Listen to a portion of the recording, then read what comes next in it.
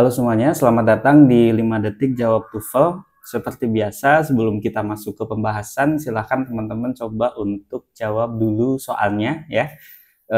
Di sini ada soalnya, silahkan teman-teman coba untuk jawab. Silahkan teman-teman pause atau teman-teman screenshot dulu videonya.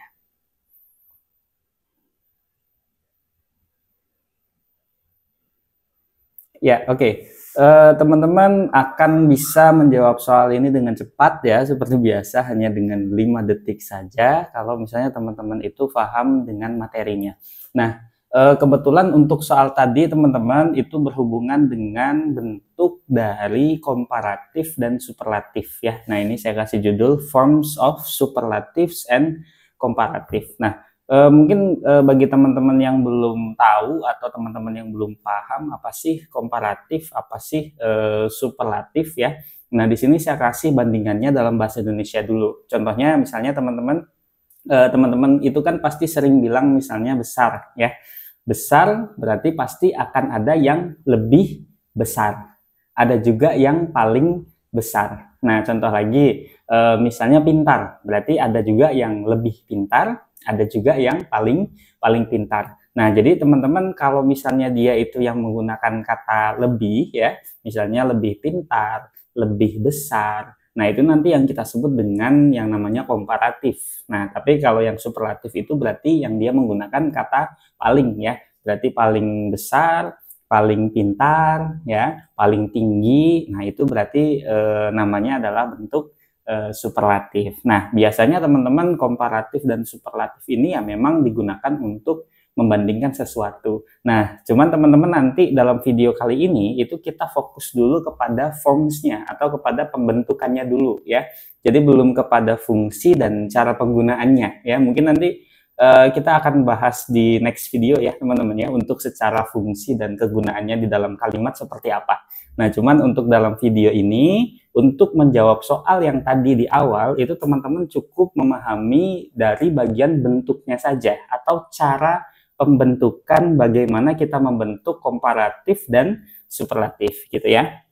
Teman-teman di sini sebenarnya ada banyak sekali aturannya pembentukan dari komparatif dan superlatif. Cuman di sini teman-teman saya ringkas dan saya jadikan 4 aturan di sini ya teman-teman ya. Jadi aturan yang pertama, nah ketika si adjektif atau adverb, oh ya teman-teman, ini juga saya kasih catatan ya teman-teman ya. Jadi yang bisa dibentuk menjadi komparatif dan superlatif itu biasanya adalah adjektif, kata sifat, atau adverb, kata keterangan ya. Jadi biasanya yang akan dijadikan komparatif dan superlatif itu ya 2 jenis kata itu ya teman-teman ya. Nah, di sini ada ada 4 aturan. Kita coba ke aturan yang pertama teman-teman. Aturan yang pertama itu adalah ketika si adjektif atau adverbnya itu dia satu suku kata ya. Satu suku kata atau dalam bahasa Inggris itu syllable. Nah, teman-teman kalau misalnya teman-teman yang belum paham suku kata itu seperti apa, suku kata itu kayak satu kali pengucapan ya. Contoh misalnya ini saya kasih contoh small. Nah, small itu berarti satu suku kata. Fast itu berarti satu suku kata karena dia satu kali penyebutan teman-teman. Contohnya misalnya kita bilang kata important ya, berarti important berarti 3 ya. Kayak misalnya contoh lagi beautiful. Nah, itu juga berarti 3. Beautiful. Nah, itu yang disebut sebagai suku kata ya. Nah, jadi teman-teman aturannya yang pertama adalah ketika si adjektif atau adverb itu dia hanya satu suku kata, teman-teman, maka nanti akan menambahkan akhiran atau akhiran est untuk pembentukan komparatif dan superlatifnya. Nah, contohnya di sini, ini absolut itu maksudnya adalah bentuk dasarnya ya, teman-teman ya. Jadi ini kan bentuk dasarnya itu kan ada kata small. Nah, itu berarti artinya kecil ya. Nah, berarti ketika misalnya lebih kecil itu jadinya smaller ya. Kalau paling kecil berarti the smallest. Nah, jadi ini ada satu catatan juga teman-teman, kalau bentuk superlatif itu biasanya dia dibarengi dengan the ya teman-teman ya. Nah, kalau komparatif itu nggak boleh. Nah, jadi contoh lagi di sini ada kata fast ya, cepat. Berarti kalau lebih cepat itu faster. Kalau misalnya paling cepat ya berarti the fastest. Nah, jadi intinya teman-teman ketika dia itu satu suku kata teman-teman, maka nanti dia itu akan menambahkan imbuhan ER atau EST untuk pembentukan komparatif dan superlatifnya. Ya, sudah paham ya? Jadi ini aturan yang pertama. Terus aturan yang kedua. Aturan yang kedua itu dia lebih dari satu suku kata. Ya, jadi kalau misalnya si adjektifnya itu lebih dari satu suku kata, teman-teman, ya, maka dia itu menambahkan imbuhan more di depan atau the most, teman-teman, ya.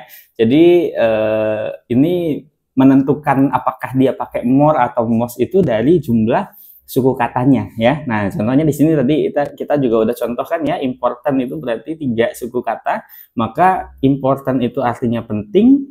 Ketika lebih penting berarti bentuk komparatifnya namanya more important, kalau superlatifnya berarti the most important. Oke, di sini ada lagi kata slowly, ya, berarti ada more slowly, ada juga the most slowly, ya. Jadi teman-teman simple ya, teman-teman ya. Satu suku kata menambahkan imbuhan er atau est, ya. Kalau lebih dari satu, maka dia menggunakan more atau the most. Ini aturan dasarnya, ya. Nah, cuma nanti ada beberapa pengecualian-pengecualian. Ya, coba kita lanjutkan, teman-teman. Nah, oke. Nah, di sini yang ketiga, teman-teman ya. Nah, untuk yang ketiga ini dia khusus untuk adjektif ya. Ini khusus untuk aturan yang adjektif ya. Nah, tadi sebelumnya teman-teman, itu kan secara aturan dasar kan kita sudah belajar ada 2 aturan. Intinya satu suku kata dia menggunakan est atau er ya. Tapi kalau lebih dari satu suku kata berarti menggunakan more atau the most. Nah, ini ada salah satu pengecualiannya, teman-teman. Ketika ada adjektif berakhiran er, berakhiran y, atau berakhiran di sini ada l sama le ya. Nah, ketika ada adjektif atau ada kata sifat memiliki 3 akhiran ini, teman-teman, ketika dia itu 2 suku kata, tetap dia akan menggunakan er atau est, teman-teman. Ya, jadi 3 ya, berakhiran 3 ini, teman-teman, ketika ada kata sifat kok memiliki akhiran ini, maka tetap akan dia menambahkan imbuhan er atau est, teman-teman. Contohnya di sini clever. Clever itu ya sama artinya pintar ya, teman-teman ya. Jadi dia memiliki akhiran er di sini, teman-teman. Nah, maka kalau misalnya dia dijadikan komparatif, ya itu bukan more clever, jadinya cleverer ya. Kalau misalnya superlatif berarti jadinya the cleverest gitu ya. Contoh lagi di sini ada kata early ya. Early itu awal, kalau lebih awal berarti earlier, kalau paling awal berarti earliest. Ada juga simple, simpler berarti simplest ya. Jadi simple itu kan ya berarti artinya sederhana, lebih sederhana, paling sederhana gitu. Jadi teman-teman ini salah satu pengecualiannya ya. Jadi ketika dia itu adjektif berakhiran er atau y atau le ya, maka nanti dia tetap menggunakan imbuhan er atau est meskipun dia lebih dari satu suku kata. Oke. Itu aturan ketiga. Sudah clear ya, teman-teman ya. Nah, sekarang kita lanjut ke aturan yang keempat. Nah, untuk aturan keempat ini dia irregular, teman-teman. Jadi irregular itu artinya tidak beraturan. Nah, jadi kan kalau yang aturan 1, 2, 3 itu kan pembentukannya ada aturannya, teman-teman ya. Ada aturannya. Dia menggunakan er, est, atau more atau most. Nah, sedangkan kalau irregular ini dia kayak nggak nyambung, teman-teman, dengan aturan-aturan yang sebelumnya gitu ya. Jadi polanya benar-benar tidak bisa diatur, dan satu-satunya cara supaya kita tahu ya berarti kita harus hafal, teman-teman ya. Jadi ini memang harus dihafalkan karena tidak sesuai dengan aturan-aturan yang sebelumnya sudah kita bahas ya. Contohnya misalnya good ya atau well, itu kan artinya baik ya, teman-teman ya. Jadi good itu bentuk kata sifat, well itu berarti bentuk kata keterangannya. Good adjective, well itu adverb. Nah, cuman ketika misalnya kita pengen bilang lebih baik ya, maka bahasa Inggrisnya bukan gooder atau weller, bukan, teman-teman. Karena ini irregular ya. Jadi dia itu ya terserah dia sendiri gitu ya. Jadi tidak terikat dengan aturan, teman-teman. Nah, maka bentuk komparatifnya di sini adalah better. Ya, jadi lebih baik itu kita nggak bisa menggunakan gooder atau weller, itu nggak ada, teman-teman ya. Jadi yang ada itu adalah better ya. Kalau misalnya bentuk superlatifnya itu best. Mungkin teman-teman sering lah dengar kata better sama best gitu ya. Nah, artinya lebih baik atau paling baik. Jadi tidak akan pernah ada itu kayak more good, nah, atau misalnya more well gitu. Itu nggak ada teman-teman ya. Jadi kita gunakan better atau the best karena dia irregular, jadi dia tidak memang tidak terikat dengan si aturan yang sebelumnya kita bahas. Sama juga di sini dengan bad ya, lawan katanya buruk ya, atau badly ya. Bedanya kalau bad itu bentuk adjektif, kalau badly itu bentuk adverb ya. Kalau lebih buruk berarti di sini worse ya. Kalau paling buruk berarti the worst ya. Nah, jadi teman-teman intinya ini irregular, teman-teman tidak ada cara lain kecuali teman-teman memang harus hafal. Terus di sini ada lagi little ya, artinya sedikit. Kalau lebih sedikit itu less ya. Kalau misalnya paling sedikit berarti least ya. Nah, intinya ini mah dihafalin aja teman-teman ya.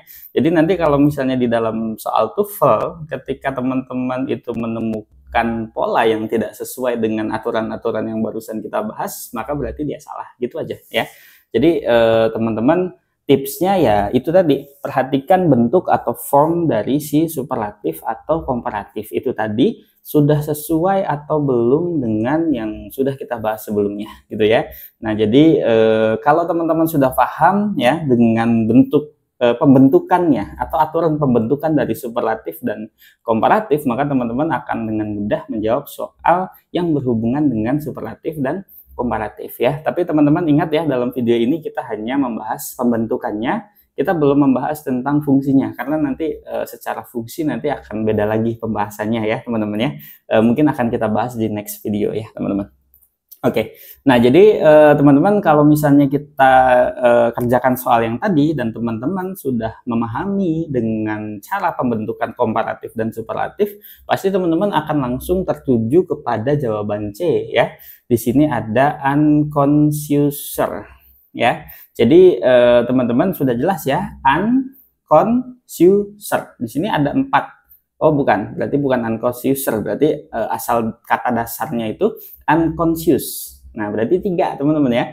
Kalau 3 suku kata teman-teman, maka tidak menggunakan imbuhan er ya, tapi menggunakan imbuhan more. Dan kebetulan di sini juga sudah ada imbuhan more-nya, itu sudah ada ya. Maka sudah tidak perlu lagi menggunakan imbuhan er teman-teman ya. Jadi untuk jawabannya ya sudah C di sini salah ya. Jadinya unconscious, jadinya more unconscious than gitu ya. Nah jadi pembentukannya ya, karena dia 3 ya, 3 suku kata lebih dari 1 intinya, maka dia menggunakan more. Nah jadi gitu teman-teman ya. Di dalam soal TOEFL itu teman-teman coba cek fokus kepada pembentukan bentuk superlatif atau komparatifnya itu sudah tepat atau belum ya. Jadi ketika teman-teman dalam soal TOEFL kok di dalam soal itu ada bentuk komparatif atau superlatif, coba silakan teman-teman cek karena itu bisa saja menjadi jawaban yang salahnya. Jadi teman-teman bisa curigain dulu kalau dia memang di garis bawahin. Nah, kita juga bisa coba untuk jawab yang A, B, C, D-nya, yang A, B sama D ini kenapa sih dia tidak kita pilih ya teman-teman ya. Nah, yang pertama yang A, according to. Nah, jadi according to ini memang sudah pasangannya. Nah, kadang-kadang di dalam soal TOEFL juga ini juga menjadi salah satu pengecoh ya. Jadi according to kan sudah pasangannya sama to, kadang-kadang dia diganti dengan preposition yang lain, itu juga bisa. Tapi ini sudah tepat ya teman-teman ya. Jadi dia menggunakan according to. Nah, terus yang B di sini ada experiences. Nah, teman-teman harus hati-hati. Experiences di sini adalah kata kerja ya. Berarti kalau kata kerja itu akan berhubungan dengan subjeknya. Nah, di sini kan subjeknya the mind. Nah, the mind itu kan dia singular teman-teman. Berarti kalau misalnya dia pakai es berarti sudah tepat. Experiences sudah cocok gitu ya. Terus kalau yang D di sini ada conscious activity. Conscious itu kata sifat, activity itu kata benda. Jadi ada kata sifat menjelaskan kata benda, adjektif menjelaskan noun, berarti ya udah oke gitu ya. Nah, makanya memang jawabannya adalah yang C. Nah, di sini ada unconscious. Oke, sampai di sini dulu ya teman-teman ya untuk pembahasannya. Jadi dalam video kali ini kita berfokus kepada form atau pembentukan dari bentuk komparatif dan bentuk superlatif. Nah, oke, seperti biasa teman-teman, Nah, di sini ada soal ya, ada 2 soal. Coba silakan boleh teman-teman coba untuk menjawab soalnya ya, tulis jawaban teman-teman di kolom komentar. Kalau ada pertanyaan juga teman-teman boleh silakan ajukan di kolom komentar. Sampai di sini dulu. Terima kasih teman-teman yang sudah menonton ya. Sampai ketemu lagi di next video.